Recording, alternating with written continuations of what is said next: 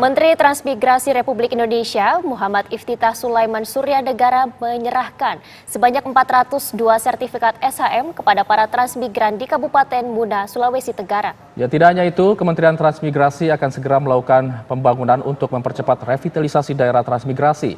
Berikut liputan reporter TV One Brilian Syahiran dari Muna, Sulawesi Tenggara.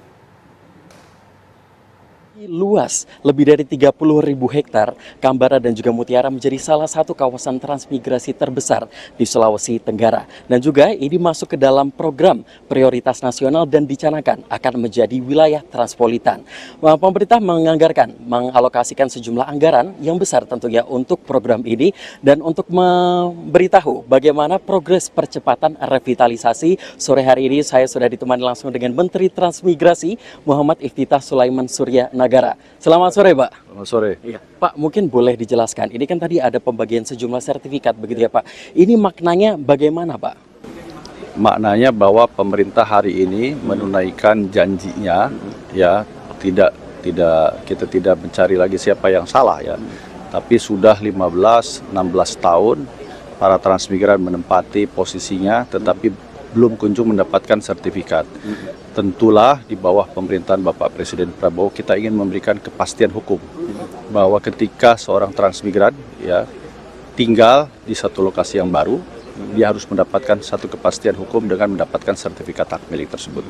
Sehingga maknanya sekali lagi ini adalah salah satu progres yang cukup baik dari pemerintah untuk memberikan kepastian hukum bagi para masyarakat dan bagi transmigran. Karena sertifikat itu juga bukan hanya bermakna hukum, tetapi juga memberikan kepastian ekonomi untuk mereka mendapatkan akses modal dalam mengembangkan lahan usahanya. Baik, Pak, ini kalau untuk percepatan revitalisasi untuk sejumlah kawasan transmigrasi yang ada di Sulawesi Tenggara ini, sejauh ini bagaimana, Pak, progresnya, Pak?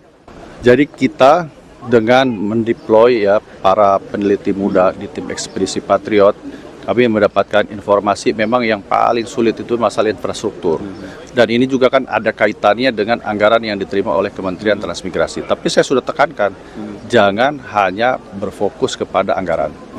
Kita bersyukur bahwa sekarang hari ini ya Kementerian Transmigrasi berdiri sendiri, dibentuk oleh Bapak Presiden Prabowo agar fokus dan menata kembali lokasi-lokasi kawasan-kawasan transmigrasi. Mulai dari penganggarannya sampai dengan fokus kepada apa yang harus diperbaiki. Contoh misalkan, saya menemukan data bahwa sejak tahun 60 memang program transmigrasi tidak bisa berdiri sendiri.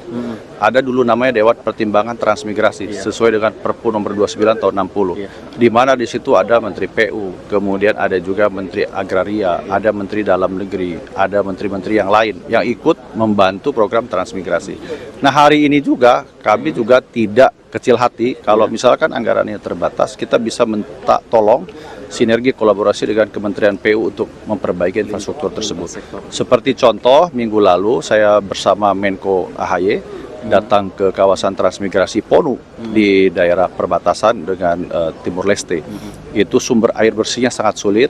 Nah, kami terbatas juga dananya untuk pengadaan sumber air bersih tersebut, tapi akhirnya oleh Pak Menko AHY dengan kerjasama dengan Kementerian PU dialirkan sejumlah dana untuk dibangun sarana air bersih tersebut.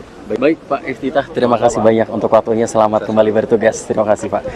Baik pemirsa, jadi memang dengan adanya Menteri Transmigrasi yang berkunjung ke Kabupaten Muna ini menandai janji untuk percepatan revitalisasi kawasan transmigrasi yang ada di sini. Dari Sulawesi Tenggara, Brilian Syahiran, TV One mengabarkan.